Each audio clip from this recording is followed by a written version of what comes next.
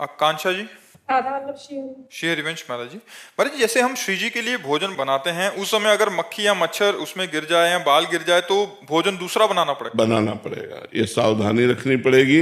इसीलिए भोजन बनाते समय बालों को कपड़े से बांध लेना चाहिए। भोजन बनाते समय बिल्कुल एकाग्र रहना चाहिए कि कोई मच्छी उस पर ना आवे, हमारे बाल ना गिरे। भोजन बनाते समय बातचीत नहीं ज़्यादा कर, अगर बातचीत करनी तो ऐसे करनी चाहिए, नहीं तो हमारी थूक की छिट्टी गिरेंगी तो हम ठाकुर जी को कैसे भोग लगाएंगे। ये सावधानी रखनी चाहिए कि बाल है, मक्खी है, जूठापन है, ये ना होने पावे, अशुद्धता ना होने पावे। फिर बड़े प्यार से भगवान को भोग लगा के प्रसाद पाओ तो वही तुम्हारे पापों का नाश करके बुद्धि को शुद्ध कर देगा। मनुजा जी जबलपुर से। राधे राधे। राधे राधे महाराज जी। महाराज जी, रामचरितमानस के अनुसार काकभुसुंडी जी जब गरुड़ जी को कथा सुना रहे हैं, तब लोमश ऋषि के श्राप के प्रसंग में बताते हुए कहा है कि निर्गुण रूप सुलभ अति, सगुण जान नहीं कोई, सुगम अगम नाना चरित, सुनि मुनि मन भ्रम होई। हाँ, महाराज जी, देखो, निर्गुण तत्व का जब हम ज्ञान प्राप्त करते हैं तो सांख्य योग के द्वारा हम उसको सहज में जान सकते हैं। लेकिन जो सगुण रूप में अब रो रहे हैं, हे खग हे मृग हे मधुकर श्रेणी, तुम देखी सीता मृग नैनी, अब मोह नहीं हो जाएगा। देखो, सती जी को मोह हो गया जब भगवान श्री राम ऐसा पुकार करके कह रहे थे, हे खग हे मृग हे मधुकर श्रेणी, तुम देखी सीता मृग नैनी। तो भवानी जी के मन में आया कि दशरथ पुत्र राजकुमार है। उसी समय भगवान शंकर ने जय सच्चिदानंद परम धाम की जय। ये कैसे हो सकता है? भगवान शिव प्रणाम कर रहे हैं, जय सच्चिदानंद परम धाम, सच्चिद आनंद परम धाम स्वरूप। अगर ये परम धाम स्वरूप है तो जैसे शिव सर्वज्ञ वैसे सर्वज्ञ होने चाहिए। अगर ये सर्वज्ञ होते तो ये पूछते क्यों, हे खग हे मृग हे मधुकर श्रेणी, तुम देखी सीता मृग नैनी। अगर सर्वज्ञ नहीं तो शिव जी ने सच्चिदानंद कह के कैसे प्रणाम किया? अस संशय मन भयो अपारा। भगवान शंकर ने समझाया, सुनो, ये लीला कर रहे हैं, मुनि धीर जोगी विमल संतत मन से जिनका ध्यान करते हैं, ये परब्रह्म परमात्मा है। लेकिन सती जी के मन में बात शिव जी की जमी नहीं कि अगर परब्रह्म है तो हे खग मृग हे मधुकर श्रेणी, ये क्यों? भगवान शंकर ने कहा, जो तुम्हारे मन अति संदेहु तो किन जाय परीक्षा ले हो। गई और सीता का रूप धारण किया कि अगर ये राजकुमार दशरथ नंदन है तो देखते ही कहेंगे, आओ सीता मिल गई, आओ आओ सीते आओ। हे खग हे मृदु, जब रो रहे हैं तो देखते ही गले लग जाएंगे सीता, बस हम समझ जाएंगे राजकुमार हैं। लेकिन जो ही लता से निकली तो उनका दशरथ नंदन राम, हे भवानी आपको प्रणाम करते हैं, और आप वृषभध्वज भगवान शिव के बिना कैसे? कहा बहोरी, कहां वृक्ष केतु, वृक्ष केतु जिनकी ध्वजा में धर्म का चिन्ह है, विपिन अकेली फिरो के हेतु, ये अकेले कैसे भगवान शंकर के बिना? सती जी कांप गई, क्योंकि तुरंत प्रणाम किया भगवान राम ने। सती जी कांप गई। अब देखती अनंत ब्रह्मांडों में अनंत राम, अनंत ब्रह्मा विष्णु महेश सब सेवा कर रहे हैं। ओ वैभव की चकरा गई, खोपड़ी आंख मूंद के बैठ गए। तो फिर देखा तो फिर वो ऐसे पूछ रहे, हे खग हे मृग हे मधुकर। वापस आ गई।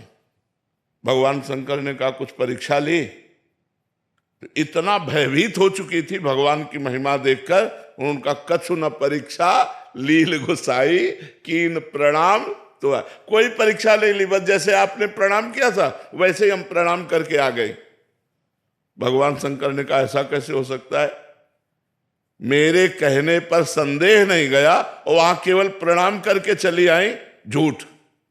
तब देखो शंकर धरि ध्याना, सती जो चरित कीन सब जाना, शिव संकल्प कीन मन माही, यही तन भेंट सती अपना। जाओ मैं तुम्हारा परित्याग करता हूं, आज से मैं पत्नी पद पर तुम्हें नहीं बैठा लूंगा, क्योंकि तुमने सीता का रूप धारण किया और सीता हमारी मां के समान पूज्य है। सबकी बुद्धि को प्रकाशित करने वाली देवी सती हैं। या देवी सर्वभूतेषु बुद्धि रूपेण संस्थिता नमस्तस्यै नमस्तस्यै नमस्तस्यै नमो नमः। जब उनको सगुण चरित देख करके संशय हो गया तो और किसको नहीं हो सकता। इसीलिए काकभूषुंडी जी कहते निर्गुण की महिमा समझना सहज है, लेकिन सगुण की महिमा, जब भगवान अपने सखाओं के साथ श्री बाल कृष्ण बैठे हुए हैं वृंदावन की कुंज में, कोई केला का पत्ता, कोई ढाक का पत्ता, ऐसे बड़े बड़े पत्तों में अपनी अपनी भोजन सामग्री निकाली। एक ने मुंह में छाछ डाली बड़ी मीठी, इशारा किया कन्हैया को मुंह से मुंह में ट्रांसफर। ब्रह्मा जी देख रहे हैं पर ब्रह्म है।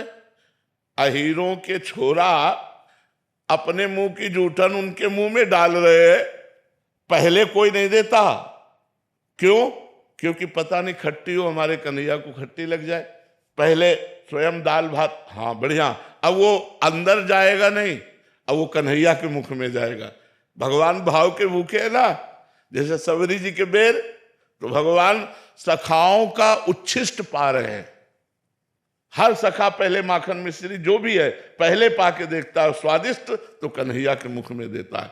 ये बात देखकर ब्रह्मा जी को आश्चर्य हो गया, पर ब्रह्म कैसा, ये ब्रह्म है। उतने में किसी सखा ने कहा कन्हैया बछड़े तो बहुत दूर चले गए, बोले तुम सब पाओ हम अभी ला रहे हैं। वही दाल भात का कवर हाथ में लिए हुए, बंसी फेट में खुशी हुई, बछड़ों को खोजने गए। ब्रह्मा जी ने सखाओं को गायब कर दिया, अपनी मायामयी नींद में सुला दिया। अब देखा कि बछड़े नहीं दिखाई दे रहे, तो चलो सखाओं को बताएं चल के, तो यहां है तो सखा गायब और उधर बछड़े गायब, सखा बछड़े सब गायब कर। भगवान ने देखा कि अच्छा ब्रह्मा तुम्हारी ये कला है। अरे है तो बालक लेकिन सबके बाप है, उन्हीं की नाभि कमल से तो ब्रह्मा पैदा हुए। अपने आप को भगवान ने उतने ही बालकों के रूप में, उतने ही छकड़े छीका छड़ी जो जो था सब भगवान बन गए, उतने ही बछड़े बन गए।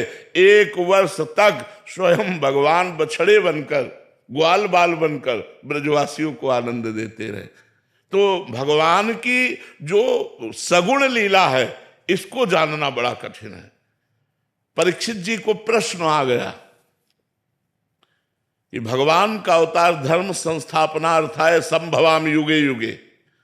तो ये रात में बहुत सी नौ युवतियों के साथ रास परीक्षित जी ने किया। तब श्री सुखदेव जी ने कहा परीक्षित तुम समझे नहीं, गोपी नाम च तत्पति नाम सर्वे साम्य उच्चय। गोपियों के पतियों के और सबके हृदय में जो आत्मा रूप से विराजमान है वह स्वप्रतिबिंब विभ्रमा। जैसे बालक अपने प्रतिबिंब के साथ खेलता है, ऐसे भगवान अपने आप से अपने आप में खेल रहे। तो बड़े बड़ों को भ्रम हो जाता है सगुण लीला देखकर, निर्गुण लीला में कोई भ्रम नहीं होगा, क्योंकि निर्गुण की कोई लीला ही नहीं। वो तो आत्मस्वरूप पर ब्रह्म परमात्मा स्वरूप है, उसका ज्ञान प्राप्त करो इसमें स्थित। और इनकी लीला 6वां दिन है, छठी मनाई जा रही और पूतना को मार दिया 6 कोस का शरीर जिसका। अब कैसे समझ में आवे इनकी लीला है। जो परब्रह्म परमात्मा एक पैर अपना बढ़ाते हैं तो ब्रह्मलोक तक चला जाता है। वो नंद बाबा की ऊंची डेहरी में चढ़ने की कोशिश की तो हाथ आगे हो गए और पैर जमीन से उठ गए, तो बीच छाती में रो रहे हैं ऐसे उसमें। और नारद जी आए थे दर्शन करने, तो नारद जी ने देखा कि अरे ये रो रहे परब्रह्म परमात्मा। तब कहा भगवान हम पार कर देंगे। बोले तुम्हारे लिए ये नहीं कर रहा हूं, ये मैया के लिए कर रहा हूं। मैया रोए कस के, मैया दौड़ के आई और देखा कि लाला कष्ट में ऐसे गोद। नारद जी कह रहे प्रभु प्रभु आपकी लीला आप ही जाने, नंद की डेहरी नहीं पार कर पा रहे आप, और एक चरण बढ़ाए तो ब्रह्मलोक तक पहुंच गया। तो सगुण लीला को जानना अत्यंत कठिन है, निर्गुण को तो ज्ञान के द्वारा जाना जा सकता है।